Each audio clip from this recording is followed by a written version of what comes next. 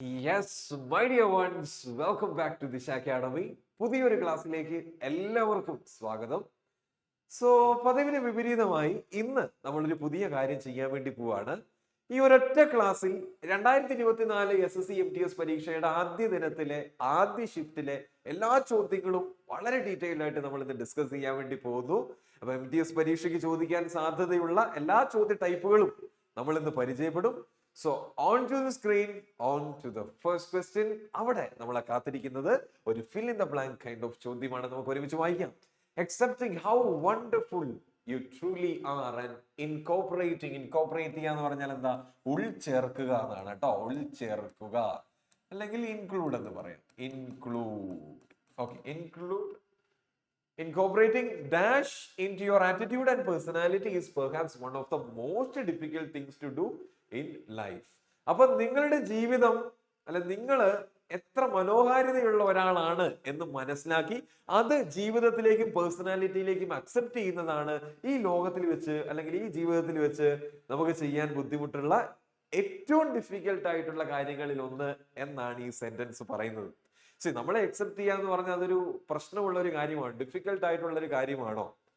നോക്കിക്കേ, accepting how wonderful you truly are, നിങ്ങൾ ശരിക്കും എത്ര മനോഹാരിതയുള്ള ഒരു വ്യക്തിയാണ് എന്ന് മനസ്സിലാക്കുന്നതും അത് നമ്മളുടെ ജീവിതത്തിലേക്ക് ഉൾച്ചേർക്കുന്നതും ഒരു മണ്ടത്തരാണോ? അല്ല. ഒരു മാഡ്നസ് ആണോ? വട്ടുകേസ് ആണോ? അല്ല. ഒരു ടെക്നിക്കൽ ഗ്ലിച്ച്, ഒരു എറർ ആണോ? അല്ല. അതെന്ന് പറയുന്നത് യഥാർത്ഥത്തിൽ ഒരു ഉൾക്കാഴ്ചയല്ലേ? നമുക്ക് നമ്മളെ തന്നെ മനസ്സിലാക്കി അത് നമ്മൾ അതിനനുസരിച്ച് ജീവിതം പരിമപ്പെടുത്തുക എന്ന് പറയുന്നത് തന്നെ ഒരു ഉൾക്കാഴ്ചയല്ലേ? So that is an insight. സ്വയം അംഗീകരിക്കുന്നത് ഒരു ഉൾക്കാഴ്ചയാണ്. ഇൻസൈറ്റ് എന്ന് പറഞ്ഞാൽ ഡീപ്പ് അണ്ടർസ്റ്റാൻഡിങ് അല്ലെങ്കിൽ അവയർനെസ് ഓഫ് സംതിങ് എന്നാണ് കേട്ടോ. മലയാളത്തിൽ അതിനെ ഉൾക്കാഴ്ച എന്ന് പറയും. ഉൾക്കാഴ്ച. ഓക്കെ. ഫോളി എന്ന് പറഞ്ഞ മണ്ടത്തരം, ഫുളിഷ്നെസ്. നമ്മൾ ഇടയ്ക്കും പുറക്കും ഒക്കെ കാണിക്കാറില്ലേ മണ്ടത്തരം, ഫുളിഷ്നെസ്. ക്രേസിനെസ് എന്ന് പറഞ്ഞാൽ ക്രേസി എന്ന് ചില ആൾക്കാരെ നമ്മൾ പറയാറുണ്ടല്ലേ തമാശക്ക്, വട്ട് case. Okay. Madness. Are you crazy? Madness. Glitch എന്ന് പറഞ്ഞാൽ ചിലപ്പോൾ നമ്മൾ വെബ്സൈറ്റിലൊക്കെ കയറുമ്പോൾ അല്ലെ ഇന്റർനെറ്റ് യൂസ് ചെയ്യുമ്പോഴൊക്കെ ഗ്ലിച്ചസ് ഉണ്ടാവാറുണ്ട് അല്ലെ. ഗ്ലിച്ച് മീൻസ് ടെക്നിക്കൽ എറർ ആണ് കേട്ടോ.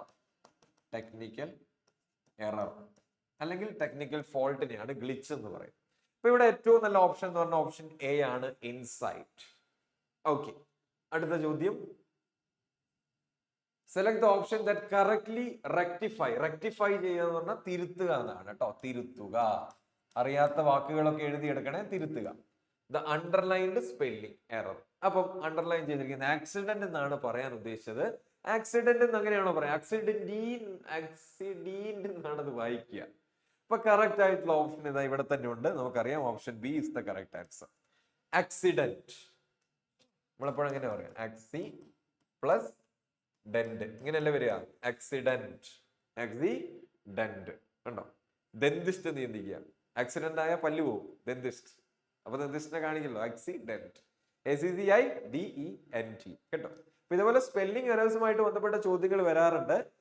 അപ്പൊ അത് നമുക്ക് നല്ല വായന ഉണ്ടെങ്കിൽ പെട്ടെന്ന് നമുക്ക് സ്പോട്ട് ചെയ്യാൻ പറ്റും. ഇത് അങ്ങനെയല്ലല്ലോ ഞാൻ അവിടങ്ങളിൽ കണ്ടത്, ഈ വാക്ക് ഇങ്ങനെയല്ലല്ലോ വരേണ്ടത്, നമുക്ക് പെട്ടെന്ന് ഡെസിഫർ ചെയ്യാൻ പറ്റും. Okay, yes. ആക്സിഡന്റ് ആണ്. ഇതൊക്കെ അതിന്റെ സ്പെല്ലിംഗ് മിസ്പെൽഡ് വേർഡ്സ് ആണ് കേട്ടോ. ആക്സിഡന്റ് തെറ്റാണ്, തെറ്റാണ്, തെറ്റാണ്. Okay, yes. അടുത്തത് ദ റെയിൻബോ. ഇവിടെയും സ്പെല്ലിംഗ് എറർ റെക്ടിഫൈ ചെയ്യാൻ തന്നെ പറഞ്ഞ സെയിം ക്വസ്റ്റ്യൻ ആണ്, വാക്ക് മാറിയെന്ന് മാത്രമേ ഉള്ളൂ കേട്ടോ. The rainbow only appears. Appear ചെയ്യുക എന്ന് പറഞ്ഞാൽ കാണപ്പെടുക. മഴവിൽ എപ്പം മാത്രമേ കാണപ്പെടുകയുള്ളൂ? കാണപ്പെടുക. ആഫ്റ്റർ എ ഹറിക്കെയിൻ എന്നാണ് അവിടെ ഉദ്ദേശിച്ചത്. ഹറിക്കെയിൻ കറക്റ്റ് സ്പെല്ലിംഗ് അതല്ല. കറക്റ്റ് സ്പെല്ലിംഗ് എന്ന് പറയുന്ന ഓപ്ഷൻ ബി തന്നെയാണ് കേട്ടോ. ഹറിക്കെയിൻ. ഓക്കെ. ഹറിക്കെയിൻ എന്ന വാക്കിന്റെ അർത്ഥം കൊടുങ്കാറ്റെന്നാണ്.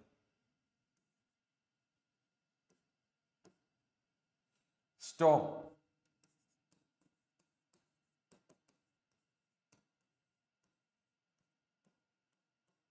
കൊടുങ്കാറ്റ്, ശക്തമായ കാറ്റാണ് ഹറിക്കെയിൻ. ഓപ്ഷൻ ഇതാണ് കറക്റ്റ് ആയിട്ടുള്ളത്. ഇതല്ല, ഇതല്ല, ഇതല്ല കേട്ടോ, ഒന്നും വരില്ല. ഇതാണ് ഇതിന്റെ കറക്റ്റ് ഓപ്ഷൻ. ഹറിക്കെയിൻ. RR ഉണ്ട്, കെയിൻ. ഷുഗർ കെയിൻ എന്ന് ചിന്തിക്കുക. ലൈക്ക് എന്താണ് ഷുഗർ കെയിൻ. ഷുഗർ കെയിൻ എന്ന് പറഞ്ഞാൽ മധുരമുള്ള ഒരു കാര്യമാണ്, കരിമ്പിനാണ് പറയുന്നത്. ഇതും കെയിനിനാണ് എൻഡ് ചെയ്യുന്നത്, പക്ഷെ അത്ര മധുരകരമല്ല.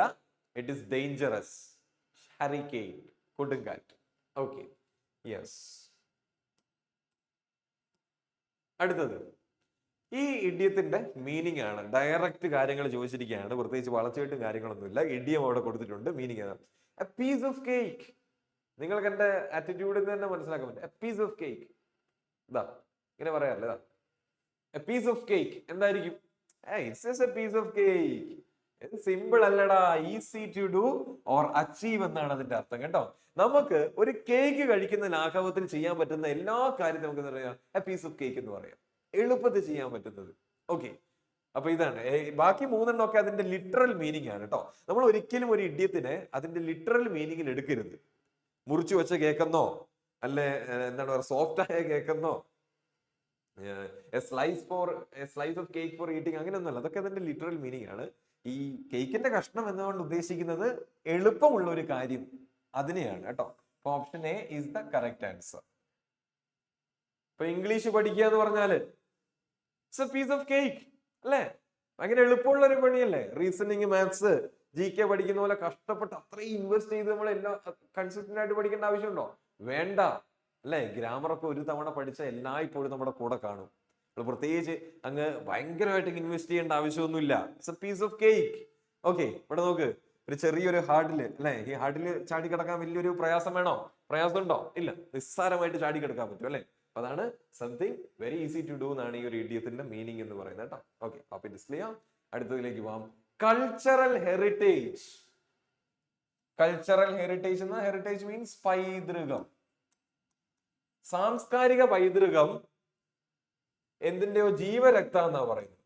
ലൈഫ് ബ്ലഡ്, ജീവരക്തം of any dash and serves a link between generations. സാംസ്കാരിക പൈതൃകം എന്ന് പറയുന്നത് എന്തിന്റെയോ ജീവരക്തമാണെന്നാണ് പറയുന്നത്. അത് മാത്രമല്ല, അത് തലമുറകൾ തമ്മിലുള്ള ഒരു ലിങ്ക് സ്ഥാപിക്കുകയും കൂടി ചെയ്യുന്നു. കൾച്ചറൽ ഹെറിറ്റേജ് ഉള്ളത് കൊണ്ടാണ് തലമുറ നിന്നു പോകുന്നത് അല്ലെ? നമ്മുടെ മാതാപിതാക്കളുടെ കൾച്ചറൽ ഹെറിറ്റേജ് ആരും ഇൻഹെറിറ്റ് ചെയ്യും?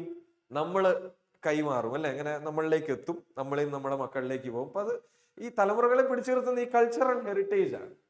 ഇപ്പൊ കൾച്ചറൽ ഹെറിറ്റേജ്, ജനറേഷൻ, ഇതുമായിട്ട് ലിങ്ക് ഉള്ള വേർഡ് ഏതാ വരുന്നത് ഇതിനകത്ത്? ലിത്താർജി ആണോ, ബർത്ത് റൈറ്റ് ആണോ, ബിലീവ് ആണോ, സിവിലൈസേഷൻ ആണോ? ഇവിടെ എനി എന്ന് പറയുന്നത് ഒരു അഡ്ജക്റ്റീവ് ആണ്. ഓക്കെ, അപ്പൊ അഡ്ജക്റ്റീവിന് ശേഷം എപ്പോഴും നൗൺ ആണ് വരിക. ഇപ്പൊ ഇവിടെ ഒരു നൗൺ ഫോം ആണ് വരിക. അപ്പൊ അവിടെ തന്നെ ആര് ഔട്ടായി? ബിലീവ് ഔട്ടായി. കാരണം ബിലീവ് എന്ന് പറയുന്നത് ഒരു വെർബാണ്, ഒരു ക്രിയയാണ്, അതൊരിക്കലും ഒരു നൗൺ അല്ല. അപ്പൊ ഇവിടെ അഡ്ജക്റ്റീവിന് ശേഷം നൗൺ വരേണ്ടത് കൊണ്ട് ഇവിടെ ആര് വരില്ല? ബിലീവിനെ പുറത്താക്കാൻ. കാരണം അതൊരു വെർബാണ്, ക്രിയയാണ്. ഇനി ലിത്താർജി എന്ന് പറഞ്ഞ എന്താ? ലേസിനെസ് എന്നാണ് കേട്ടോ. ലേസിനെസ് അല്ലെ, ക്ഷീണം. അതിനെയൊക്കെയാണ് ലിത്താർജി എന്ന് പറയാം.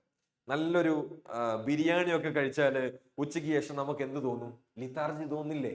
എനിക്ക് തന്നെ ക്ലാസ് എടുക്കാൻ ഭയങ്കര ബുദ്ധിമുട്ടാണ്. ഓഫ്, ഐ ഫീൽ അല്ലെ, ലിത്താർജിക് എന്ന് വേണമെങ്കിൽ പറയാം. ബർത്ത് റൈറ്റ് എന്ന് പറഞ്ഞാൽ ജന്മാവകാശം, അത് ഇതുമായിട്ട് ബന്ധമില്ല. പിന്നെ ഏതാണ്? സിവിലൈസേഷൻ ആണ്. നിങ്ങൾ നോക്കിയേ, കൾച്ചർ പ്ലസ് പീപ്പിൾ അല്ലെ? കൾച്ചർ ഉണ്ട്, ജനറേഷൻ. അതല്ലേ ശരിക്കും പറഞ്ഞ സിവിലൈസേഷൻ എന്ന് പറഞ്ഞ? സിവിലൈസേഷൻ. ഓക്കെ, ഇതാണ് കേട്ടോ സിവിലൈസേഷൻ. അപ്പൊ ഏതൊരു സംസ്കാരത്തിന്റെയും, സംസ്കാരം മീൻസ് സിവിലൈസേഷൻ, ഏതൊരു സിവിലൈസേഷന്റെയും ജീവരക്തമാണെന്ന് ഈ കൾച്ചറൽ ഹെറിറ്റേജ് എന്ന് പറയുന്നത് കേട്ടോ. ഓക്കെ, അടുത്തത് തെറ്റായിട്ട് സ്പെൽ ചെയ്ത വേർഡ് ഡിസ്കസ്ഡ്. അറിയാം, ഡിസ്കസ്ഡ് എന്ന് പറഞ്ഞാൽ എന്താ? വെറുപ്പ്. അല്ല, നമുക്ക് അതിനെ ഡിസ്ലൈക്ക് എന്ന് കൊടുക്കാം. ഡിസ്ലൈക്ക്. ഓക്കെ, സറണ്ടർ ചെയ്യാന്ന് പറഞ്ഞാൽ കീഴടങ്ങുക. കോടതിയിൽ വന്ന് അല്ലെങ്കിൽ പോലീസ് സ്റ്റേഷനിൽ വന്ന് സറണ്ടർ ആയി എന്നൊക്കെ നമ്മൾ കേട്ടിട്ടില്ലേ? കീഴടങ്ങുക. അപ്പൊ അതിനെ നമ്മൾ ഈൽഡ് എന്ന് പറയും. ഈൽഡ്, ഗിവ് അപ്പ് എന്ന് പറയും. ഇതൊക്കെ സെയിം മീനിങ് ആണ് കേട്ടോ. ഗിവ് അപ്പ്, ഈൽഡ്, സബ്മിറ്റ് എന്ന് പറയും. ഏൽപ്പിക്കുക, സബ്മിറ്റ്. ഇപ്പൊ ഇവിടെ തെറ്റായിട്ടുള്ളത് കൺസിസ്റ്റന്റ്. നോക്കിയേ, കൺസിസ്റ്റന്റ് എന്ന് പറയുമ്പോൾ ഇവിടെ സി ആണ്. അങ്ങനെയാണോ? യഥാർത്ഥ സ്പെല്ലിംഗ് എന്താ? കൺസിസ്റ്റന്റ് എന്നാണ് അല്ലെ? ഇതല്ലേ ഇതിന്റെ ശരിയായിട്ടുള്ള ഫോം? കൺസിസ്റ്റന്റ്. ഇതിന്റെ അർത്ഥം എന്താ? സ്ഥിരമായ എന്നാണ്. സ്റ്റഡി അല്ലെങ്കിൽ റെഗുലർ. ഓക്കെ. ട്രൈഫിൾ എന്ന് പറഞ്ഞാൽ നിസ്സാരമായിട്ടുള്ള കാര്യം, ഒരു ഇമ്പോർട്ടന്റ് അല്ലാത്ത അൺഇമ്പോർട്ടന്റ് തിങ് എന്നാണ് കേട്ടോ. അൺഇമ്പോർട്ടന്റ്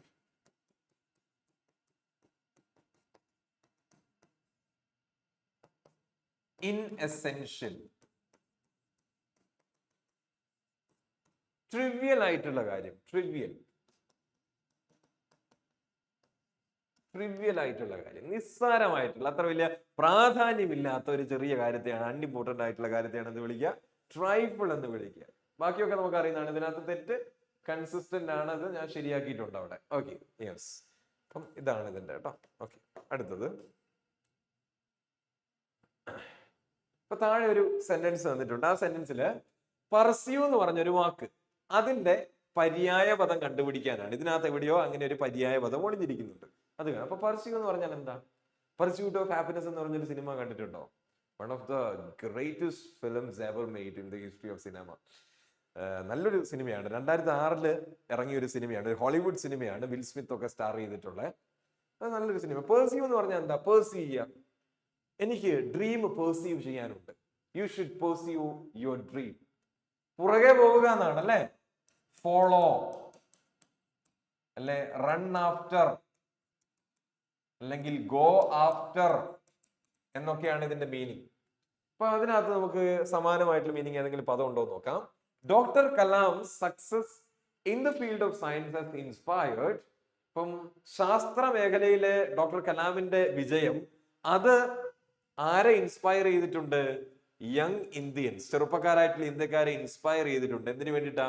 ടു ഡ്രീം ബിഗ്, വലുതായിട്ട് സ്വപ്നം കാണാനും അതുപോലെ തന്നെ ആ കണ്ട സ്വപ്നങ്ങളെ ചേസ് ചെയ്യാനും. നോക്കിക്കേ, ചേസ് എന്ന് പറഞ്ഞ വാക്കും പർസ്യൂ എന്ന വാക്കും ഒരേ മീനിങ് അല്ലേ? ടു ഗോ ആഫ്റ്റർ, പുറകെ പോവുക, ചേസ് ചെയ്യുക അല്ലെ, പർസ്യൂ ചെയ്യുക. അപ്പൊ നമുക്ക് കിട്ടി ചേസ് ആണ്. അപ്പം ഇതിനകത്തുനിന്ന് ഈ ഓപ്ഷൻ ആണ് വരിക, ചേസ്. കണ്ടോ, ചേസ്. ബാക്കി സക്സസ് എന്ന് പറഞ്ഞാൽ അതിന്റെ ഒരു റിസൾട്ട് ആണ് അല്ലടാ. സക്സസ് എന്ന് പറഞ്ഞാൽ ഈ ഒരു ആക്ഷന്റെ റിസൾട്ട് ആണ്, അതൊരു ആക്ഷൻ അല്ല. ആക്ഷൻ ആണോ? ആക്ഷൻ അല്ല, അപ്പൊ അത് വരില്ല. ഇമ്മൻസ് എന്ന് പറഞ്ഞാൽ ഹ്യൂജ് എന്നാണ് അതിന്റെ അർത്ഥം. ഹ്യൂജ്. ഇമ്മൻസ് ഡേഞ്ചർ എന്ന് പറഞ്ഞാലോ വലിയ അപകടം. ഓക്കെ. ഇൻസ്പയർ ചെയ്യാന്ന് പറഞ്ഞാല് ഇൻസ്പയർ ടു മോട്ടിവേറ്റ് എന്നാണ് അല്ലെ? മോട്ടിവേറ്റ് ചെയ്യുക, മോട്ടിവേറ്റ്. നമുക്ക് ഇൻസ്പയർഡ് എന്ന് പറഞ്ഞാൽ മോട്ടിവേറ്റഡ് എന്ന് ചിന്തിക്കുക, മോട്ടിവേറ്റഡ്. പിന്നെ ചേസ് ആണ് എന്ത്?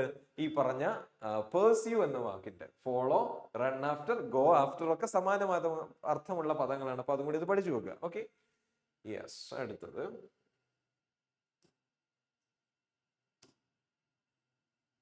എറർ സ്പോട്ടിംഗ് ആണ്. മിസ് പ്രേമലത ആസ്ക്ഡ് മാലിനിയോട് ഒരു കാര്യം ആവശ്യപ്പെട്ടു. എന്താ? To hand down all the payment slips കൈമാറാൻ. അങ്ങനെ കൈമാറാൻ എന്ന അർത്ഥത്തിൽ നമ്മൾ ഹാൻഡ് ഔട്ട് എന്ന് പറഞ്ഞൊരു ഫ്രേസൽ വെർബ് ആണോ യൂസ് ചെയ്യുക? അല്ല. മറ്റൊരാൾക്ക് ഒരു സാധനം കൈമാറണമെങ്കിൽ എന്താ പറയാ? ഹാൻഡ് ഡൗൺ അല്ല, we should say hand over. For example, I handed over the ball to him എന്ന് പറഞ്ഞാല് ഞാൻ അവന് എന്റെ ബോള് കൊടുത്തു, കൈമാറി. ടു ഗിവ് സംവൺ സംതിങ് എന്നാണ് ഹാൻഡ് ഓവർ എന്ന വാക്കിന്റെ അർത്ഥം.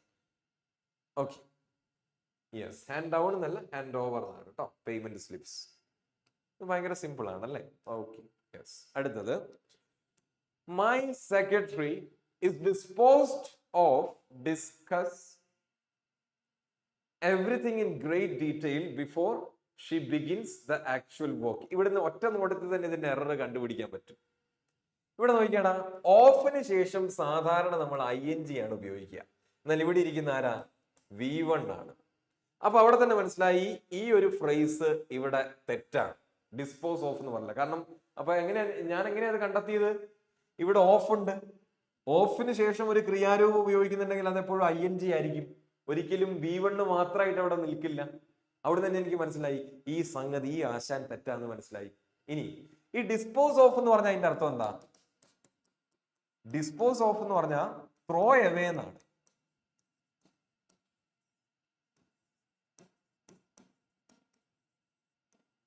ഒഴിവാക്കുക എന്നാണ്. Four example, I disposed of old documents.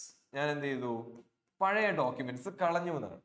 ഇപ്പൊ ഇവിടെ എന്താ ഉദ്ദേശിക്കുന്നത്? എന്റെ സെക്രട്ടറി അവളെ ജോലി തുടങ്ങുന്നതിന് മുന്നേ എപ്പോഴും എല്ലാ കാര്യങ്ങളും വളരെ ഡീറ്റെയിൽഡ് ആയിട്ട് ഡിസ്കസ് ചെയ്യുമെന്നാണ് പറഞ്ഞിട്ടുള്ളത്. അപ്പൊ അവർക്ക് അങ്ങനെ ഒരു താല്പര്യമുണ്ടെന്നാണ്. താല്പര്യമുണ്ടെന്ന അർത്ഥത്തിൽ ഡിസ്പോസ് ഓഫ് അല്ല നമ്മൾ ഉപയോഗിക്കേണ്ടത്. അവിടെ കറക്റ്റ് എന്ത് വരും എന്നറിയോ? ഈസ് ഡിസ്പോസ്ഡ് ടു എന്നാണ് വരിക കേട്ടോ. Disposed to. അതിന്റെ അർത്ഥം എന്താണെന്നറിയോ? താല്പര്യം ഉണ്ടാവുക, താല്പര്യപ്പെടുക എന്നാണ്. ഡിസ്പോസ്ഡ് ടു എന്ന് പറഞ്ഞാൽ താല്പര്യപ്പെടുക. ഉണ്ടോ? She is disposed to discuss everything in great detail. എല്ലാ കാര്യങ്ങളും വളരെ വിശദമായിട്ട് സംസാരിക്കാൻ അവൾ താല്പര്യപ്പെടുന്നു. നോട്ട് ഡിസ്പോസ്ഡ് ഓഫ്, അത് വേറെ അർത്ഥമാണ്. ഓക്കെ, നമ്മൾ ഉദ്ദേശിച്ച കാര്യം അപ്പാടെ അങ്ങ് ഉൾട്ടയടിച്ച് മാറിപ്പോകും കേട്ടോ. ഓക്കെ, അടുത്തത്, please listen to the announcements. എങ്ങനെ? ശ്രദ്ധിക്കുക. എങ്ങനെ എന്ന ചോദ്യത്തിന്റെ ഉത്തരമാണ് ഇവിടെ വരേണ്ടത്. ജനറലി ആണോ? പൊതുവായിട്ട് കേൾക്കാൻ ആരെങ്കിലും പറയോ? പൊതുവായിട്ട് ഇതൊക്കെ കേൾക്കണം എന്ന് പറയോ? ഇല്ല, പോയി. Easily, listen easily. എന്താ അത്രയും ഡിഫിക്കൽട്ട് ആയിട്ടുള്ള കാര്യമാണോ പറയുന്നത്? പെട്ടെന്ന് മനസ്സിലാക്കാൻ, അല്ലെങ്കിൽ ഈസിലി മനസ്സിലാക്കാൻ വേണ്ടി അല്ല. ഹംഗ്രി റിലേറ്റഡ് ടു ഫുഡാണ് അല്ലെ, ഭക്ഷണവുമായിട്ട് ബന്ധപ്പെട്ട ഒരു പദപ്രയോഗമാണ്. അതിവിടെ പറ്റില്ല. പിന്നെ ഏതാ? ലിസൺ അറ്റന്റീവ്ലി, കെയർഫുള്ളി എന്നല്ലേ നമുക്ക് വേണ്ടത്. അപ്പൊ എന്ത് വരും? അറ്റന്റീവ്ലി.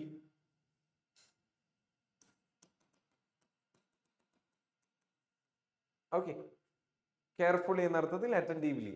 അത് പൊതുവെ കൊളോക്കേഷൻ ആണ്. ചില വെർബുകളുടെ കൂടെ ചില പ്രത്യേക വാക്കുകൾ നമ്മൾ ഉപയോഗിക്കാറുണ്ട്. ഫോർ എക്സാമ്പിൾ, ഇപ്പം ലിസൺ അറ്റന്റീവ്ലി, ലിസൺ കെയർഫുള്ളി എന്നൊക്കെ പൊതുവെ വരുന്ന കൊളോക്കേഷൻസ് ആണ് കേട്ടോ. യെസ്, പൊതുവായ പ്രയോഗങ്ങളാണ്. He is dash tired to finish his homework. അപ്പൊ അതിന്റെ അർത്ഥം എന്താണെന്നറിയോ? അവന്റെ ഹോംവർക്ക് ഫിനിഷ് ചെയ്യാൻ പറ്റുന്നതിലധികം, അവൻ ഭയങ്കര ടയേർഡാണ്. അതുകൊണ്ട് തന്നെ അവന്റെ ഹോംവർക്ക് ഫിനിഷ് ചെയ്യാൻ കഴിയില്ല.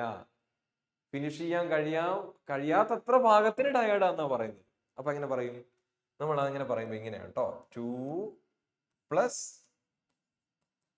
അഡ്ജക്റ്റീവ് പ്ലസ് 2 പ്ലസ് V1, ഇങ്ങനെയാണ്. അപ്പൊ ഇവിടെ എന്ത് വരും? 2. ഇത് അഡ്ജക്റ്റീവ് ആണല്ലോ. ടയേർഡ് എന്ന് പറയുന്ന അഡ്ജക്റ്റീവ് ആണ്. അപ്പൊ അഡ്ജക്റ്റീവ് ഉണ്ട്. അഡ്ജക്റ്റീവിന് മുമ്പ് എന്തേ വരത്തുള്ളൂ? 2. അപ്പം he is too tired to finish his homework എന്ന് പറഞ്ഞാൽ ഹോംവർക്ക് ചെയ്യാനാവുന്നതിനപ്പുറം ക്ഷീണിതനായി പോയി. ഇനി മറ്റൊരു എക്സാമ്പിൾ ഞാൻ എഴുതാം. This tea is too hot to drink എന്ന് പറഞ്ഞാലോ? കണ്ടോ? ഹോട്ട് അഡ്ജക്റ്റീവ് ആണ്, അതിനുശേഷം 2 വന്നു. This tea is too hot to drink. ഞാൻ ഒരു കടയിൽ പോയി ഒരു ചായ പറഞ്ഞു, പക്ഷെ കുടിക്കാൻ നോക്കുമ്പോൾ എന്ത് പറ്റി? This tea is too hot to drink. കുടിക്കാൻ പറ്റുന്നതിലും അധികം ചൂടാണ്.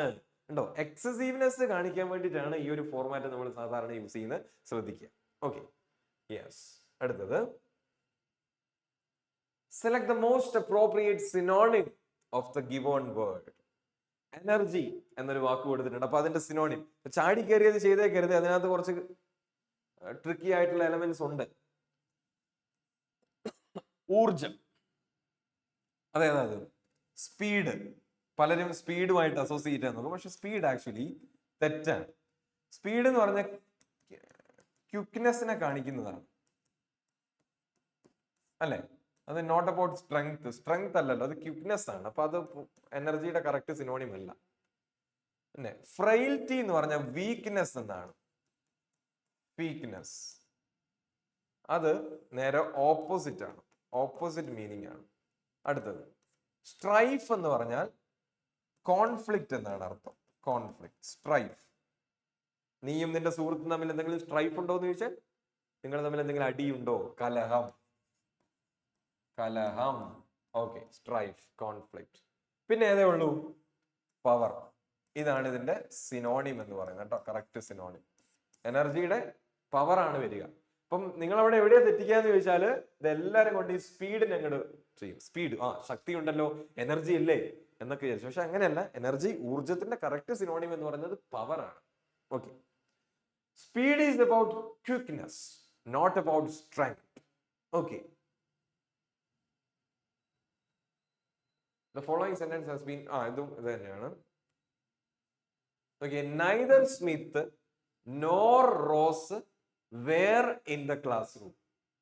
സ്മിത്തും ഉണ്ടായിരുന്നില്ല, റോസും ഉണ്ടായിരുന്നില്ല. എവിടെ? ക്ലാസ് റൂമിൽ. നിങ്ങൾ ഇവിടെ രണ്ടാൾക്കാരെ കാണുന്നില്ലേ? ആരാ? നൈദർ, അതുപോലെ തന്നെ നോർ. ഇവിടെ ശ്രദ്ധിക്കേണ്ട കാര്യം, നൈദർ നോർ ഉപയോഗിച്ച് രണ്ട് സബ്ജക്റ്റുകളെ നിങ്ങൾ ബന്ധിപ്പിക്കുകയാണെങ്കിൽ അത്തരം സെന്റൻസുകളിൽ the verb should agree with the nearest noun. മുല്ലപ്പൂവിന്റെ അടുത്ത് കിടക്കും കല്ലിനും ഉണ്ടാകും സൗരഭ്യം എന്ന് കേട്ടില്ലേ? അതേപോലെ തന്നെ നൈദർ നോർ ഉപയോഗിച്ച് രണ്ട് സബ്ജക്റ്റുകളെ ബന്ധിപ്പിക്കുകയാണെങ്കിൽ വെർബിന്റെ സ്വഭാവം അതിന്റെ തൊട്ടടുത്ത് കിടക്കുന്ന നൗണിന്റെ സ്വഭാവത്തിൻ്റെതുപോലെ തന്നെ ആയിരിക്കും. The verb agrees with the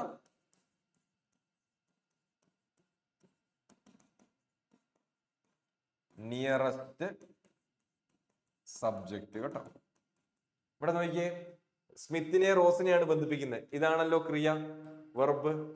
വെർബിനോട് അടുത്തിരിക്കുന്ന ആരാ? റോസ്. റോസ് എന്ന് പറഞ്ഞ സിംഗുലർ അല്ലേ? റോസ് സിംഗുലർ ആയതുകൊണ്ട് തന്നെ വെർബും സിംഗുലർ ആവണം. അപ്പം വേറല്ല. അപ്പൊ അതിന് പകരം എന്ത് വേണം? വാസാണ് വരിക.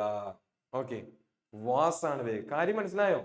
തൊട്ടടുത്ത്, വെർബിനോട് തൊട്ടടുത്തിരിക്കുന്ന ആളുടെ സ്വഭാവം പോലെ ഇരിക്കും വെർബിന്റെ സ്വഭാവം. ഇവിടെ റോസ് സിംഗുലർ ആണ്, ഒറ്റ ഒരാളെ ഉള്ളൂ. അതുകൊണ്ട് വയറിന് പകരം വാസ്. എസ് ചേർന്നിരിക്കുന്ന ക്രിയാരൂപങ്ങളാണല്ലോ സിംഗുലർ. ഞാൻ പല ക്ലാസ്സിൽ ആവർത്തിച്ച് പറഞ്ഞിട്ടുള്ളതാണ്. ഓക്കെ, അങ്ങനെയാണെങ്കിൽ ഇത് എങ്ങനെ വരും?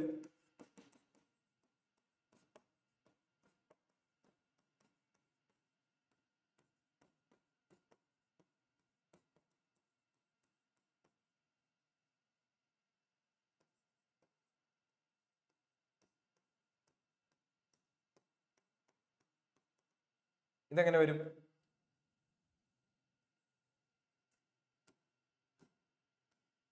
Neither the teacher nor the students were or was absent. ടീച്ചറും കുട്ടികളും ആരും തന്നെ ആബ്സെന്റ് ആയിരുന്നില്ല. നൈദർ നോർ ഉണ്ട്, രണ്ട് സബ്ജക്റ്റുകൾ ബന്ധിപ്പിച്ചിട്ടുണ്ട്. അങ്ങനെ ബന്ധിപ്പിക്കുമ്പോൾ ഇത് സിംഗുലർ ആണ്. എന്നാൽ ഈ വെർബിനോട് അടുത്ത് കിടക്കുന്ന, ഇതാണല്ലോ വെർബ്, വെർബിനോട് അടുത്ത് കിടക്കുന്ന നൗണ് പ്ലൂരൽ ആയതുകൊണ്ട് നമ്മളിവിടെ വാസിനെ തഴഞ്ഞു, പകരം ആരെ ചേർത്തു? വേറിനെ ചേർത്തു. ഓക്കെ, അത് നേരെ മറിച്ച് വരും. ഇപ്പം ഇനി neither the students nor the teacher എന്നായിരുന്നെങ്കിൽ നിങ്ങൾ അവിടെ എന്ത് ചേർക്കണം? വാസ് ചേർക്കണം. അങ്ങനെയാണ്. അടുത്ത ആരാണോ ഇരിക്കുന്നത് അയാളുടെ സ്വഭാവം പോലെ ഇരിക്കും. നമ്മുടെ ഫ്രണ്ടിന്റെ സ്വഭാവത്തിന്റെ ചില സവിശേഷതകളൊക്കെ നമ്മളിലും ചേരാറില്ലേ? അങ്ങനെ ചിന്തിച്ചാൽ മതി. Okay, yes. അടുത്തത് 4 സെന്റൻസസ് തന്നിട്ടുണ്ട്. അപ്പൊ അതില് തെറ്റുള്ള സെന്റൻസ് കണ്ടെത്താനാണ് നമ്മളോട് പറഞ്ഞിട്ടുള്ളത്. നമുക്ക് നോക്കാം തെറ്റുണ്ടോ. He works as a software developer. He subject singular ആണ്. അപ്പം വർക്ക്സ് കണ്ടോ, V1 പ്ലസ് എസ്. കറക്റ്റ് ആണല്ലോ, കുഴപ്പമൊന്നുമില്ല. സോറി.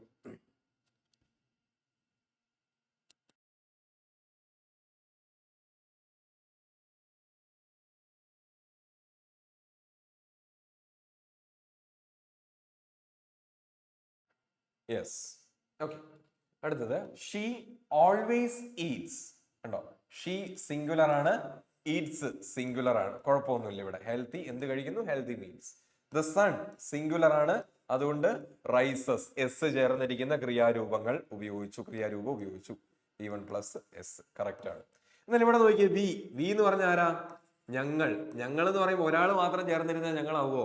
ഇല്ല, ഒന്നിൽ കൂടുതൽ ആൾക്കാരുണ്ട് അല്ലേ? That means plural. പ്ലൂരൽ ആണെങ്കിൽ വെർബ് എന്തായിരിക്കണം? പ്ലൂരൽ ആവണ്ടേ? അപ്പൊ ഇവിടെ എസ് വേണോ? വേണ്ട. അല്ല സോറി, ES വേണോ? വേണ്ട. വാച്ച് എന്ന് മാത്രം മതി. വി വാച്ച്, ഞങ്ങൾ കാണുന്നു അല്ലേ? അപ്പൊ ഇവിടെ എന്താ പ്രശ്നം? ഇവിടെയാണ് ഗ്രമാറ്റിക്കൽ എറർ ഉള്ളത്. സബ്ജക്ട് പ്ലൂരൽ ആയി, പക്ഷെ വെർബ് കിടക്കുന്നത് സിംഗുലർ ആണ്. അങ്ങനെ പാടില്ല. വെർബിനെ പ്ലൂരൽ ആക്കേണ്ടത് കൊണ്ട് ആ ES അങ്ങോട്ട് വെട്ടിക്കളഞ്ഞു, വാച്ച് മാത്രം മതി. അപ്പം V1 മാത്രമായി നിൽക്കുമ്പോ പ്ലൂരല്.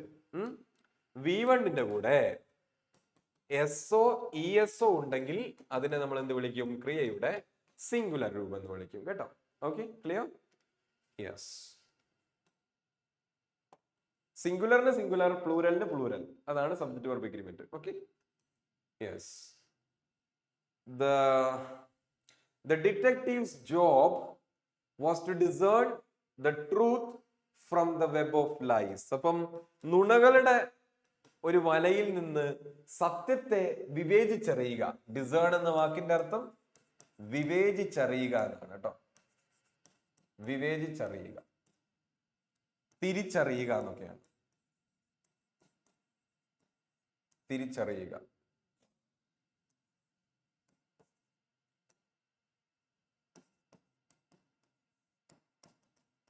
ടു റെക്കഗ്നൈസ് എന്ന്. അപ്പം ഈ അണ്ടർലൈൻഡ് ആയിട്ടുള്ള വാക്കിന്റെ സിനോണിം, ഒരേ അർത്ഥമുള്ളത് ഏതാണ്? ഇഗ്നോർ. ഇഗ്നോർ എന്ന് പറഞ്ഞാൽ എന്താ? ഒഴിവാക്കുക എന്നാണ്. അതല്ല. കൺഫ്യൂസ് എന്ന് പറഞ്ഞാൽ, കൺഫ്യൂസ് എന്ന് പറഞ്ഞാൽ പെർപ്ലക്സ് എന്നാണ് അർത്ഥം. പെർപ്ലക്സ്, കുഴപ്പിക്കുക. ഫാബ്രിക്കേറ്റ്, കെട്ടിച്ചമയ്ക്കുക. ഇല്ലാത്ത കാര്യം ഉണ്ടാക്കുന്നില്ല, അതിനാണ് നമ്മൾ അതിനെ ഫോർജ് ചെയ്യാന്ന് പറയും, ഫേക്ക് ചെയ്യാന്ന് പറയും, മേക്കപ്പ് ചെയ്യാന്ന് പറയും. ഓക്കെ, കെട്ടിച്ചമയ്ക്കുക, ഇല്ലാത്ത കാര്യം ഉണ്ടെന്ന് സ്ഥാപിക്കുക, അതിനാണ് ഫാബ്രിക്കേറ്റ് ചെയ്യാന്ന് പറയാം. അപ്പൊ ഇതില് വിവേചിച്ചറിയുക അല്ലെങ്കിൽ തിരിച്ചറിയുക, ഡിസേൺ ചെയ്യുക, റെക്കഗ്നൈസ് ചെയ്യുക എന്നുള്ള മീനിങ് പെർസീവ് എന്നാണ്. തിരിച്ചറിയുക കേട്ടോ, പെർസീവ് എന്നാണ് അതിന്റെ കറക്റ്റ് സിനോണിം എന്ന് പറഞ്ഞത്. അപ്പൊ ഈ എഴുതിയിരിക്കുന്ന വാക്കുകളൊക്കെ ഒന്ന് മൊത്തത്തിൽ ഒന്ന് വായിച്ച് കൃത്യമായിട്ട് അടയാളപ്പെടുത്തി, എവിടെ അടയാളപ്പെടുത്തുക? മനസ്സിൽ അടയാളപ്പെടുത്തുക കേട്ടോ. Okay, yes. ഇതൊക്കെ ഭയങ്കര സിമ്പിൾ ആയിട്ടുള്ള ചോദ്യങ്ങളാണ്. അടുത്തത് ഒരു എറർ സ്പോട്ടിംഗ് ചോദ്യമാണ്, വായിച്ചു നോക്കാം. The workers had been repairing the mall in the Mall Road, ഒരു റോഡിന്റെ പേരാണ് mall road, in town for several days now. അപ്പൊ നമ്മൾക്ക് അതിൽ നിന്ന് മനസ്സിലായി, ഇതാണ് കീവേഡ്, സെവറൽ ഡേയ്സ് നൗ. അപ്പോഴേക്കും കത്തണം.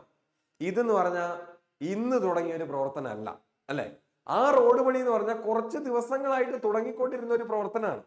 കുറച്ച് ദിവസം മുന്നേ തുടങ്ങി, ഇപ്പോഴും കുറച്ച് ദിവസങ്ങളായിട്ട് ഇങ്ങനെ നടന്നുകൊണ്ടേ ഇരിക്കുന്നുണ്ട്. അപ്പൊ നമ്മൾ കൃത്യമായിട്ട് ടൈം ലൈൻ വരയ്ക്കുമ്പോൾ ഇത് പാസ്റ്റ് ആണെങ്കിൽ ഭൂതകാലത്ത് തുടങ്ങി, എവിടെ? റോഡ് പണി തുടങ്ങി.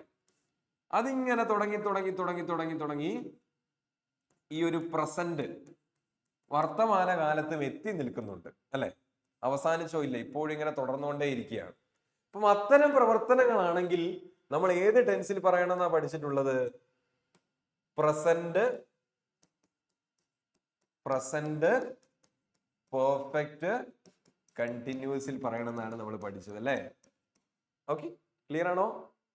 ഭൂതകാലത്ത് തുടങ്ങി, കുറച്ച് ദിവസങ്ങൾക്ക് മുമ്പ് തുടങ്ങിയ ഒരു പ്രവർത്തനം കഴിഞ്ഞോ? ഇല്ല, അതിങ്ങനെ തുടങ്ങി തുടങ്ങി തുടങ്ങി തുടങ്ങി തുടങ്ങി തുടങ്ങി ഈ സംസാരിച്ചുകൊണ്ടിരിക്കുന്ന ഈ സമയത്തും that is still happening. Road പണി ഇപ്പോഴും നടന്നുകൊണ്ടിരിക്കുകയാണ്. അപ്പൊ അതിലെ പ്രസന്റ് പെർഫെക്റ്റ് കണ്ടിന്യൂസ് പറയണം. അതായത് അതിന്റെ സ്ട്രക്ചർ എന്ന് പറഞ്ഞാൽ സബ്ജക്റ്റ് പ്ലസ് ഹാസ് അല്ലെങ്കിൽ ഹാവ്, അത് സബ്ജക്റ്റിനനുസരിച്ചാണ് തിരഞ്ഞെടുക്കേണ്ടത്, പ്ലസ് ബീന് പ്ലസ് ING. ഇത്രയും കാര്യങ്ങൾ ചേർത്ത് വെക്കണം. അപ്പൊ ഇവിടെ സബ്ജക്റ്റ് ഉണ്ട്, ഏതാ? വർക്കേഴ്സ്. ഇവിടെ ഹാഡ് ബീൻ എന്നാണ് കൊടുത്തിട്ടുള്ളത്. അതല്ല, നമ്മൾ എന്ത് വേണം? ഹാവ് ബീൻ എന്ന് കൊടുക്കുക. ഹാവ് ബീൻ, കാരണം നമ്മൾ ഹാഡ് ബീൻ എന്ന് പറഞ്ഞാൽ പാസ്റ്റ് പെർഫെക്റ്റിലേക്ക് പോയി. നമ്മൾ അത് അത്രയും പുറകിലേക്ക് നമുക്ക് പോകണ്ട. നമുക്ക് പ്രസന്റ് പെർഫെക്റ്റ് കണ്ടിന്യൂസ് പറഞ്ഞാൽ മതി. വേണ്ടോ? Present perfect subject plus have. ഇപ്പൊ സബ്ജക്റ്റ് പ്ലൂരൽ ആയതുകൊണ്ട്, വർക്കേഴ്സ് പ്ലൂരൽ ആയതുകൊണ്ട് ഞാൻ അവിടെ ഹാവ് ചേർത്തു. ബീൻ പ്ലസ് വാൾ, ചെയ്തുകൊണ്ടേ ഇരിക്കുകയാണ്. അങ്ങനെയാണെങ്കിൽ 2010 മുതൽ ഞാൻ ഇവിടെ ജീവിച്ചു വരുന്നു എന്ന് എങ്ങനെ പറയും? ഇങ്ങനെ എഴുതിക്കൂടെ? ഇപ്പോഴും ജീവിക്കുന്നുണ്ട്, 2010 തുടങ്ങിയതാണ്. I have been living here since 2010. കണ്ടോ? അതും ഞാൻ ഏത് ടെൻസിലാണ് പറഞ്ഞിരിക്കുന്നത്? പ്രസന്റ് പെർഫെക്റ്റ് കണ്ടിന്യൂസിലാണ് പറഞ്ഞിരിക്കുന്നത്. 2010 തുടങ്ങിയ ഒരു പ്രവർത്തനമാണ് ഞാൻ ജീവിക്കുക എന്നുള്ളത്. ഞാൻ ഇപ്പോഴും തുടർന്നുകൊണ്ടിരിക്കുന്നത്, ഇവിടെയാണ് ഞാൻ ഇപ്പോഴും ജീവിച്ചുകൊണ്ടിരിക്കുന്നത്. I have been living here since 2010. Okay, അടുത്തത് എക്സ്റ്റാറ്റിക്, എക്സ്റ്റസി. എക്സ്റ്റാറ്റിക് എന്ന് പറഞ്ഞാൽ എന്താ? നമുക്ക് ഇഷ്ടമുള്ള ടീം ജയിക്കുമ്പോൾ നമ്മൾ എക്സ്റ്റാറ്റിക് ആവും. ഇഷ്ടമുള്ള ഭക്ഷണം കഴിക്കുമ്പോൾ നമ്മൾ എക്സ്റ്റാറ്റിക് ആവും. Then what is ecstatic? Ecstatic means extremely happy എന്നാണ് കേട്ടോ. Extremely ഹാപ്പി എന്നാണ് ഇതിന്റെ അർത്ഥം. അപ്പൊ ഇവിടെ ഏതാ ഇതിന്റെ സിനോണിം, പര്യായ പദമാണ്. ഇതാ ഇവിടെ ഇരിക്കുന്നു, ആദ്യം തന്നെ ഇരിപ്പുണ്ട് അല്ലെ, എക്സ്റ്റാറ്റിക്. ഇതാണ് ഇതിന്റെ പര്യായ പദം. ഷോക്ക്ഡ് എന്ന് പറഞ്ഞാൽ അറിയാം, ഓ ഷോക്ക്ഡ്, സ്തബ്ധനായി നിൽക്കുന്നതിനെയാണ് ഷോക്ക്ഡ് എന്ന് പറയാ. ഇൻട്രസ്റ്റഡ് എന്ന് പറഞ്ഞാൽ താല്പര്യമുള്ള, ആംഗ്രി എന്ന് പറഞ്ഞാൽ ദേഷ്യമുള്ള, ഇതൊക്കെ നമുക്ക് അറിയുന്ന വാക്കാണ്. അതിന് സിനോണിം ഒന്നും പറയേണ്ട ആവശ്യമൊന്നുമില്ല അല്ലെ.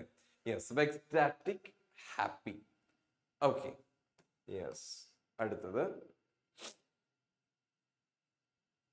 സിനോണിം കണ്ടുപിടിക്കാൻ തന്നെയാണ് വീണ്ടും. ഗ്രൂവലിംഗ്. എന്ത് ടാസ്കാ? Gruelling. The project's tight deadline and complex requirement made it a gruelling task. അപ്പം ഒന്നാമത് ഇതിനൊരു ടൈറ്റ് ഡെഡ് ലൈൻ ഉണ്ട്. രണ്ടാമത്തെ കാര്യം ചില സങ്കീർണമായ റിക്വയർമെന്റ്സും ഉണ്ട്. ഈ രണ്ട് കാരണങ്ങൾ കൊണ്ട് ഈ ടാസ്ക് എന്തായി മാറുകയാണ്? ഗ്രൂവലിംഗ് ആയി മാറുകയാണ്. If something is gruelling, what does it mean? എന്താണ് അതിന്റെ അർത്ഥം? ഗ്രൂവലിംഗ് എന്ന് പറഞ്ഞാൽ അതിന്റെ സിനോണിമാണ്. ഈ ടൈറ്റ് ഡെഡ് ലൈനും കോംപ്ലക്സ് റിക്വയർമെന്റ് എന്നൊക്കെ പറഞ്ഞാൽ തന്നെ നമുക്ക് മനസ്സിലാവില്ലേ എന്തോ ഡിഫിക്കൽട്ട് ആയിട്ടുള്ള, ചലഞ്ചിങ് ആയിട്ടുള്ള ഒരു കാര്യമാണ്. ഇപ്പൊ ഗ്രൂവലിംഗ് എന്ന് പറഞ്ഞാൽ അതിന്റെ അർത്ഥം എന്താണ്? ചലഞ്ചിങ് എന്നാണ്. ചലഞ്ചിങ്, ദുസ്സഹമായ, നമ്മളെ ചലഞ്ച് ചെയ്യിപ്പിക്കുന്ന ഒരു സാധനം. എംപവറിംഗ് എന്ന് പറഞ്ഞാൽ ശാക്തീകരിക്കുന്ന എന്നാണ് കേട്ടോ, ശാക്തീകരിക്കുന്ന. ഓക്കെ, ശക്തിപ്പെടുത്തുന്ന എന്നൊക്കെയാണ്. Giving strength, giving strength. അതല്ല ആക്സസിബിൾ എന്ന് പറഞ്ഞാൽ എല്ലാവർക്കും, ആക്സസിബിൾ എന്ന് പറഞ്ഞാൽ എല്ലാവർക്കും പ്രവേശനമുള്ള എന്നൊക്കെയാണ്. പ്രവേശനമുള്ള, ലഭ്യമായ, ലഭ്യമായ, ലഭ്യമായ. ഇൻക്ലൂസീവ് എന്ന് പറഞ്ഞാൽ ഇൻക്ലൂഡിങ് എന്നാണ്. ഇൻക്ലൂഡിങ്, എല്ലാവരെയും ഉൾക്കൊള്ളുന്ന, ഉൾക്കൊള്ളുന്നതാണ്. എനിക്കൊരു ഇൻക്ലൂസീവ് ക്യാരക്ടർ ആണ്, അല്ല എൻ്റെ ആറ്റിറ്റ്യൂഡ് ഇൻക്ലൂസീവ് ആണെന്ന് പറഞ്ഞാൽ എല്ലാവരെയും ഞാൻ അതിൽ പെടുത്തുമെന്നാണ്. എല്ലാവരെയും ഉൾക്കൊള്ളുന്ന ഒരു പ്രകൃതമാണ് എൻ്റെ എന്നാണ് അതിന്റെ അർത്ഥം. Okay, yes. അടുത്തത് 19. Arun dash his bicycle to school every day. Keyword ഇവിടെ കിട്ടി, എവറി ഡേ. എല്ലാ ദിവസവും ചെയ്യുന്ന ഒരു കാര്യമാണ് അല്ലെ. അവൻ എങ്ങനെ സ്കൂളിൽ പോയിക്കൊണ്ടിരിക്കുന്ന ബൈസൈക്കിൾ, എല്ലാ ദിവസവും ചെയ്യുന്ന ഒരു കാര്യം, അത് ഒരു ഹാബിറ്റ് ആണ് അല്ലെ. നമ്മൾ പഠിച്ചിട്ടുണ്ട് ഹാബിറ്റുകൾ, നമ്മുടെ റെഗുലർ ആക്ടിവിറ്റീസ്, റുട്ടീൻസ്, ഹാബിറ്റ്സ്, സ്ഥിരമായിട്ട് ചെയ്യുന്ന ഏത് പ്രവർത്തനത്തെ കുറിച്ച് നിങ്ങൾ പറയുകയാണെങ്കിലും നിങ്ങൾ ഏത് ടെൻസിലേ പറയാൻ പാടുള്ളൂ? സിമ്പിൾ പ്രസന്റിലേ പറയാൻ പാടുള്ളൂ. എന്താ സിമ്പിൾ പ്രസന്റിന്റെ സ്ട്രക്ചർ? Subject plus V1. അപ്പം ഇവിടെ സബ്ജക്ട് അരുൺ ആണ്. അരുൺ. V1 ഏതാ? ഇത് V2 ആണ്. Ride, road. റൈഡിങ് എന്ന് പറഞ്ഞ ING ഫോം ആണ്, പറ്റില്ല. ഇവിടെ റൈഡ് V1 ആണ്, പക്ഷെ ഇത് പ്ലൂരൽ ആയതുകൊണ്ട് ഇത് സ്വീകരിക്കില്ല. ഇവിടെ ഏതേ ഉള്ളൂ? റൈഡ്സ്. കാരണം അരുൺ എന്ന് പറയുന്നത് സിംഗുലർ ആണ്. അപ്പം V1 plus S or ES വേണം അല്ലെ. ഇവിടെ എന്ത് വരും? Rides. Arun rides his bicycle to school every day. Very simple. Okay, അപ്പൊ നമ്മൾ ഏകദേശം ഒരു 20ഓളം ചോദ്യങ്ങളായി അല്ലെ. What does it imply when people say to read between lines? വരികൾക്കിടയിലൂടെ വായിക്കുക എന്ന് നിങ്ങളോട് ഒരാൾ പറഞ്ഞിട്ടുണ്ടെങ്കിൽ അതിന്റെ അർത്ഥം എന്താണ്? ഒരു ബുക്കിന്റെ വരികൾക്കിടയിൽ വായിക്കുക എന്ന് പറഞ്ഞാൽ അതിന്റെ അർത്ഥം എന്താ? കേവലം വരികൾ വായിക്കുക എന്നുള്ളത് സിമ്പിൾ, സാധാരണ വായന. പക്ഷെ വരികൾക്കിടയിലൂടെ വായിക്കുക എന്ന് പറഞ്ഞാലേ എന്തായിരിക്കും? വരികൾക്കിടയിൽ എന്താ ഒളിഞ്ഞു കിടക്കുന്നേ? ഒളിഞ്ഞു കിടക്കുന്നതല്ലേ? അത് ഇതാണ്, ഓപ്ഷൻ സി ആണ് ഇതിന്റെ.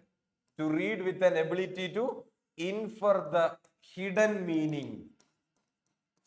അതിന്റെ ഉള്ളിന്റെ അത് ഉദ്ദേശിക്കുന്ന ഒരു കാര്യമില്ല, അതിന്റെ അന്തരാർത്ഥം നമ്മൾ പറയും. അത് കണ്ടുപിടിക്കാനുള്ള ആ ഒരു സ്കില്ലില്ല, അതിനാണ് റീഡ് ബിറ്റ്വീൻ ദ ലൈൻസ് എന്ന് പറയാം.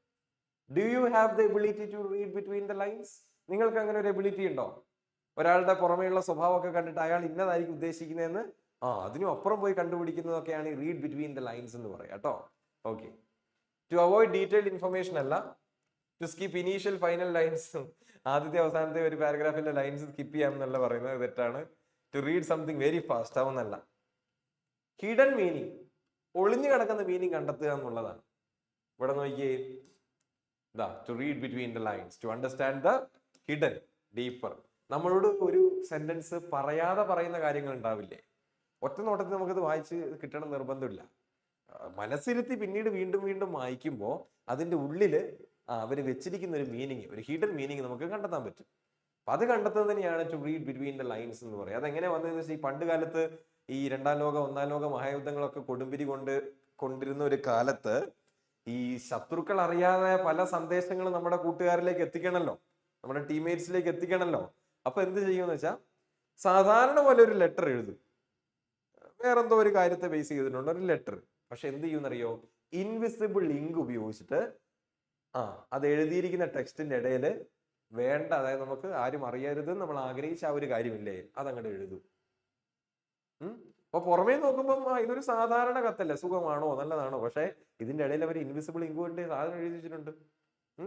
അതെങ്ങനെയാ കണ്ടെത്തുക എന്ന് വെച്ചാല്, ഈ കിട്ടുന്ന ആർക്കാണോ നമ്മൾ കൊടുക്കേണ്ടത് അയാളുടെ കയ്യിലെത്തുമ്പോ ഒരു പ്രത്യേക ദ്രാവകത്തിൽ മുക്കുമ്പോ ഈ ഇൻവിസിബിൾ ഇങ്ക് ഇങ്ങനെ തെളിഞ്ഞു വരും. അപ്പോ ആ ഒരു സന്ദേശം ആരും കാണാൻ നമുക്ക് വായിക്കാൻ പറ്റും. ഓക്കെ, അപ്പൊ ആ ഒരു പ്രാക്ടീസിൽ നിന്നാണ് ഈ ഒരു ഇഡിയം വന്നതെന്ന് മനസ്സിലാക്കുക കേട്ടോ. ഓക്കെ, അപ്പൊ നമ്മൾ 20 ചോദ്യങ്ങൾ ചെയ്തു. പിന്നെ എല്ലാ ഷിഫ്റ്റുകളും, MTSന്റെ എല്ലാ ഷിഫ്റ്റുകളിലും എന്തുണ്ടാവും, ഒരു ക്ലോസ് ടെസ്റ്റ് ഉണ്ടാവും. ക്ലോസ് ടെസ്റ്റ് എന്ന് പറഞ്ഞാൽ ഒന്നുമില്ലടാ, ഒരു പാരഗ്രാഫ് ഉണ്ടാവും. ആ പാരഗ്രാഫിൽ ഇതേപോലെ 5 സ്ഥലങ്ങളിൽ ഇങ്ങനെ ബ്ലാങ്ക് ആയിട്ട് കൊടുത്തിട്ടുണ്ടാവും. ഓരോ ബ്ലാങ്കിനും 4 ഓപ്ഷൻ വീതം ഉണ്ടാവും. നമ്മളത് വായിച്ച് കോണ്ടെക്സ്ച്വലി, ഗ്രാമാറ്റിക്കലി, ലോജിക്കലി കറക്റ്റ് ആയിട്ടുള്ള ഒരു ഓപ്ഷൻ തിരഞ്ഞെടുത്ത് എഴുതുക. അതെങ്ങനെയാന്ന് വെച്ചാൽ, നമ്മൾ ഇതുവരെ എന്തെല്ലാം ഗ്രാമർ പഠിച്ചിട്ടുണ്ടോ, എന്തെല്ലാം നിയമങ്ങൾ നമ്മൾ പഠിച്ചിട്ടുണ്ടോ, അല്ല എന്തെല്ലാം വാക്കുകൾ നമ്മൾ പഠിച്ചിട്ടുണ്ടോ, അതിന്റെ ഒക്കെ ഒരു കൾമിനേഷൻ ആണ് നമ്മൾ ഇവിടെ കാണിക്കേണ്ടത്, അതിന്റെ പൂർണ്ണത. അപ്പൊ എത്രത്തോളം ഈ ഒരു മേഖലകളിൽ നമുക്ക് ഗ്രിപ്പ് ഉണ്ടോ, അത്രത്തോളം വേഗത്തിലും എഫക്റ്റീവ് ആയിട്ട് നമുക്ക് ഈ ക്ലോസസ് ചെയ്യാൻ പറ്റും. അല്ലാതെ ഇത് ചെയ്യാനായിട്ട് ഒരു ട്രിക്ക് ഇല്ല. ഓക്കെ, പിന്നെ ചെയ്യേണ്ട കാര്യം, ബ്ലാങ്ക് ഏതാണോ അതിന്റെ തുടക്കവും ഒടുക്കവും ഒക്കെ വായിച്ചു നോക്കുക, ഇതിന്റെ ഒരു ഓവറോൾ തീം മനസ്സിലാക്കുക. സോറി, അങ്ങനെയൊക്കെയാണ് ഇത് ചെയ്യാൻ പറ്റുക. ഓക്കെ, നമുക്കൊന്ന് വായിച്ചു നോക്കാം. ഇപ്പൊ ഒന്നാമത്തെ ബ്ലാങ്ക് ഉണ്ട്, അപ്പൊ അതിന് ഫില്ല് ചെയ്യാൻ പാകത്തിന് ഒരു 4 ഓപ്ഷൻ ഉണ്ട് കേട്ടോ. മൈ നെക്സ്റ്റ് പെറ്റ്, എന്റെ അടുത്ത പെറ്റ് അരി. അരിയല്ല, അരി. ഒരു പീജിയൻ ആയിരുന്നു. പ്രാവ് എന്ന് ചിന്തിക്കുക. പീജിയൻ എന്ന് പറഞ്ഞ ഒരു പ്രാവ്, പ്രാവ് പോലത്തെ ഒരു ഇതാണ്. Pigeon. He became convinced that he was not a bird at all and refused എന്ന് പറഞ്ഞാൽ വിസമ്മതിക്കുക. അപ്പം എന്റെ അടുത്ത പെറ്റ് എന്ന് പറഞ്ഞാൽ ആരായിരുന്നു, അതൊരു പ്രാവായിരുന്നു, ഒരു പീജിയൻ ആയിരുന്നു. അപ്പം ഈ പീജിയൻ എന്ത് പറ്റിയെന്ന് വെച്ചാൽ, he became convinced, അവൻ അങ്ങ് വിശ്വസിക്കാൻ തുടങ്ങി. എന്ത്, അവനൊരു പക്ഷിയല്ല എന്ന് അവൻ സ്വയം അങ്ങട് വിശ്വസിപ്പിച്ചു. അതിന്റെ ഭാഗമായിട്ട് അവൻ എന്ത് കാണിച്ചു എന്നറിയോ, he refused to dash. പക്ഷിയല്ലെന്ന് സ്വയം കരുതുന്ന ഒരാള് പറക്കാൻ ശ്രമിക്കുവോ, ഇല്ല. അപ്പം അവൻ എന്തായിരിക്കും വിസമ്മതിച്ചിട്ടുണ്ടാവുക, പറക്കാൻ. വായിക്കാനൊന്നല്ല, മനുഷ്യനൊന്നല്ലല്ലോ. ഫ്ലിയ എന്ന് പറഞ്ഞ ഒരു ഇൻസെക്റ്റിന്റെ പേരാണ്. ഫയൽ എന്ന് പറഞ്ഞാൽ അത് അൺറിലേറ്റഡ് ആണ്. അപ്പൊ ഏതേ വരത്തുള്ളൂ, fly. he refused to fly. അപ്പൊ നായയാണ് എന്ന് ഞാൻ സ്വയം വിചാരിച്ചാൽ ഞാൻ എന്താ ശ്രമിക്കുക, ഞാൻ കുറയ്ക്കാൻ ശ്രമിക്കും അല്ലേ. മനുഷ്യനാണെന്ന് ബോധം ഉപേക്ഷിച്ചാൽ ഞാൻ ചിന്തിക്കാനുള്ള അത് ത്വര നഷ്ടപ്പെടുത്തും. അതേപോലെ പക്ഷിയല്ലാന്ന് സ്വയം കരുതുന്ന ഒരാള്, സ്വയം കരുതുന്ന ഒരു പീജിയൻ പറക്കാൻ ശ്രമിക്കുമോ, he doesn't അല്ലേ. അപ്പൊ he refused എന്ന് പറഞ്ഞാൽ വിസമ്മതിക്കുക, പറക്കാൻ. ഇനി if he wanted to get on a table or a chair, അപ്പൊ അവനൊരു ടേബിളിലേക്കോ ചെയറിലേക്കോ കയറണമെങ്കിൽ അവൻ എന്ത് ചെയ്യുമെന്നറിയോ, he stood below it. അവൻ അതിന്റെ താഴെ പോയി നിൽക്കും. ഇപ്പം ഈ ഒരു ചെയറിൽ, ഇവിടെ ഒരു ചെയർ ഉണ്ടെന്ന് വിചാരിക്കും, അത് അവൻ അതിന്റെ പുറത്ത് കയറണം. അപ്പൊ അവൻ എന്ത് ചെയ്യുമെന്നറിയോ, പറന്ന് കയറത്തില്ല ഒരിക്കലും. പറക്കാൻ അവൻ ബേർഡല്ലെന്നല്ല അവൻ വിശ്വസിക്കുന്നത്, പറക്കത്തില്ല. അപ്പൊ അതിന്റെ അടിയിൽ പോയി നിന്നിട്ട് എന്ത് ചെയ്യുമെന്ന് വെച്ചാ, കൂയ എന്ന് പറഞ്ഞാൽ നമ്മൾ ഈ പീജിയൻ കരയുന്നത് കേട്ടില്ലേ, കൂ എന്നാണ്, കുക്കൂ. ഓക്കെ, അപ്പൊ കൂയ എന്ന് പറഞ്ഞാൽ അതാണ്. കൂയിങ് until someone picked him up. ആരെങ്കിലും എടുത്ത് അവനെ പൊക്കത്തിൽ വെക്കുന്നവർ അവൻ ഇങ്ങനെ കരഞ്ഞുകൊണ്ടേയിരിക്കും. He would even try to come dash walks with us. ഞങ്ങളുടെ കൂടെ നടത്തത്തിന് പോലും അവൻ വരാറുണ്ട്. നടത്തത്തിന് പോലും മനുഷ്യനാന്ന വിചാരം. അപ്പം സെക്കൻഡ് ബ്ലാങ്ക് സെക്കൻഡ് ഇവിടെ എന്ത് വരും? Come wax. കം ഓൺ ആണ് കേട്ടോ. കമ്മിന്റെ കൂടെ പോകുന്നത് ഓൺ ആണ്. നമ്മുടെ കൂടെ പ്രഭാത സഞ്ചാരത്തിനും ആര് വരാറുണ്ട്? ഈ പറഞ്ഞ പീജിയൻ, എന്റെ പെറ്റ് അരി വരാറുണ്ട്. Okay, this however we had to stop. അപ്പം ഈ പ്രഭാത സഞ്ചാരത്തിന് ഇവൻ വരിക എന്ന് പറഞ്ഞ ഈ ഒരു പ്രവൃത്തി ഞങ്ങൾക്ക് നിർത്തേണ്ടതായിട്ട് വന്നു. വി ഹാഡ് ടു സ്റ്റോപ്പ്, നിർത്തേണ്ടതായിട്ട് വന്നു. കാരണം ഇവിടെ കാരണം എന്ന അർത്ഥത്തിലാണ് ഫോർ ഉപയോഗിച്ചിരിക്കുന്നത്. കാരണം എന്താണെന്ന് വെച്ചാല് ഒന്നെങ്കിൽ you carried him on your shoulder, ഒന്നെങ്കിൽ എന്ത് ചെയ്യണം? നിങ്ങള് അവനെ പിടിച്ച് ഷോൾഡറിന്റെ പുറത്ത് ഇരുത്തണം, അല്ലെങ്കിൽ അവനെ സ്വതന്ത്രമായിട്ട് നിങ്ങളുടെ പുറകില് നടക്കാൻ അനുവദിക്കണം. ഇപ്പൊ രണ്ട് ഓപ്ഷൻസ് ആണ് ഉള്ളത്. ഒന്നെങ്കിൽ ഇവന് ഈ പ്രഭാത സഞ്ചാരിക്ക് പോകുമ്പോൾ നമ്മളെ സഞ്ചാരത്തിന് പോകുമ്പോൾ ഒന്നെങ്കിൽ തോളത്തെടുത്ത് വെക്കണം, അല്ലെങ്കിൽ ഇവനെ സ്വതന്ത്രമായിട്ട് നമ്മുടെ കൂടെ തന്നെ നമ്മുടെ പുറകിൽ നടത്താൻ വേണ്ടി അനുവദിക്കണം. രണ്ട് ഓപ്ഷൻസ് ആണുള്ളത്. രണ്ടിലേതെങ്കിലും ഒന്ന് എന്നാണ് ഇവിടെ അർത്ഥമാക്കേണ്ടത്. ഒന്നെങ്കിൽ ഷോൾഡറിൽ കയറ്റണം, അല്ലെങ്കിൽ സ്വതന്ത്രമായിട്ട് നടക്കാൻ അനുവദിക്കണം എന്നാണ് പറഞ്ഞിട്ടുള്ളത്. അപ്പോ ഇവിടെ ഏതാണ് വരിക? Blank number 3. ബ്ലാങ്ക് നമ്പർ 3 എന്ത് വരും? ഇവിടെ ഓർ ഉണ്ട് അല്ലേ? ഓർ ഉണ്ട്. രണ്ടിലേതെങ്കിലും ഒന്നെന്ന് പറയുമ്പോൾ ഓറിന്റെ കൂടെ ഏറ്റവും മാച്ച് ആയിട്ട് പോകുന്ന ഏതാ? ഐദർ എന്നാണ് പറയുന്നത്. നമ്മൾ ഐദർ കോഫി ഓർ ടീ എന്ന് കേട്ടിട്ടില്ല. ഒന്നെങ്കിൽ ചായ അല്ലെങ്കിൽ കാപ്പി എന്ന് പറയുന്ന പോലെ തന്നെ ഒന്നെങ്കിൽ ഷോൾഡറിൽ അല്ലെങ്കിൽ നടക്കാൻ അനുവദിക്കുക. ഓക്കെ, ആൻഡ് അടുത്തത് ബ്ലാങ്ക് നമ്പർ 4ലേക്ക് പോവാം. So if you let him walk, നിങ്ങൾ അവനെ നടക്കാൻ അനുവദിച്ചാൽ എന്ത് സംഭവിക്കുന്ന അറിയാം? You had to slow down. Slow down എന്ന് പറഞ്ഞാൽ കുറയ്ക്കുക. എന്ത്? യുവർ ഓൺ നമ്മുടെ എന്തായിരിക്കും? പേസ് ആണ്, വേഗത അല്ലെ? പേസ്. ഇവിടെ എന്ത് വരും? പേസ്. ദാറ്റ് മീൻസ് വേഗത. കാരണം ഇവൻ പറക്കത്തുമില്ല. ഈ പീജിയൻ നടക്കുന്നത് അറിയാം, പയ്യെ തത്തി തത്തിയാണ് നടക്കുക. നമ്മൾ ഇങ്ങനെ സ്പീഡിൽ അങ്ങ് നടന്നു പോയില്ല, അപ്പൊ നമ്മുടെ കൂടെ ഇങ്ങനെ എത്താൻ പറ്റില്ല. അപ്പൊ നമ്മൾ എന്ത് ചെയ്യണം? ഇവന്റെ സ്പീഡിൽ ഇങ്ങനെ ഇവൻ വരുന്നത് കാത്ത് നടക്കണം, നമ്മുടെ സ്പീഡ് കുറയ്ക്കണം എന്നാണ് പറയുക. Okay, yes. ആൻഡ് അടുത്ത ബ്ലാങ്ക് പൂരിപ്പിക്കാം. യെസ്, ടു സ്യൂട്ട് അവന്റെ ഇതിനോട് ചേരാൻ. For you should get too far ahead you would find him running after you. പുറകെ ഓടുന്നത് കാണും. ഇനി അഥവാ കാരണം നിങ്ങൾ ഇച്ചിരി സ്പീഡ് കൂട്ടി കുറച്ച് മുമ്പേ പോയി എന്ന് വിചാരിക്കുക, നിങ്ങൾക്ക് എന്ത് കാണാം? ഇവൻ ഇങ്ങനെ കരഞ്ഞ് നിലവിളിച്ചുകൊണ്ട് ഫ്രാന്റിക്കലി എന്ന് പറഞ്ഞാൽ ഡെസ്പറേറ്റ്ലി എന്നാണ് അതിന്റെ അർത്ഥം കേട്ടോ. ഡെസ്പറേറ്റ്ലി, ഭയങ്കര ഡെസ്പറേറ്റ് ആയിട്ട് കൂ കൂ എന്നൊക്കെ പറഞ്ഞുകൊണ്ട് വരുന്നത് കാണാന്നാണ് പറയുന്നത്. ഹിസ് ചെസ്റ്റ് പൗട്ടഡ് വിത്ത്. എങ്ങനെയത്? ഹിസ് ചെസ്റ്റ് പൗട്ടഡ് വിത്ത്. എന്ത് വികാരം അവൻ ഉണ്ടാവുക അന്നേരം? അവനെ ഒഴിവാക്കി പോയി, എന്നെ അവോയ്ഡ് ചെയ്ത് പോയി എന്നൊരു വികാരമല്ലേ അവനുണ്ടാവുക. ആ വികാരത്തോടെയാണ് അവനിങ്ങനെ ഫ്രാന്റിക്കലി കരഞ്ഞുകൊണ്ട് ഓടി വരുന്നത്. അപ്പം ഒഴിവാക്കി എന്നൊരു ഫീലിംഗ് വരുന്ന എന്താ? ഇൻഡിഗ്നേഷൻ എന്നാണ് കേട്ടോ. ഇൻഡിഗ്നേഷൻ എന്നാണ് വരിക ഇവിടെ കറക്റ്റ് ആയിട്ട്. ഇൻഡിഗ്നേഷൻ. Okay, indignation. ഇൻക്ലൈനേഷൻ എന്ന് പറഞ്ഞാല് താല്പര്യം എന്നാണ്, അതല്ല.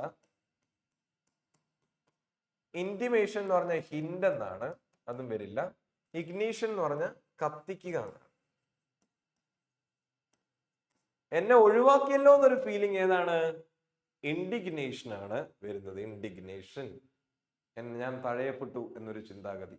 Okay, yes. So that's it. നമ്മള് 25 ചോദ്യങ്ങൾ 25ഉം ചെയ്തു. അപ്പൊ അത് അവസാനത്തെ 5 എന്തായിരുന്നു? ക്ലോസ് ടെസ്റ്റ് ആയിരുന്നു.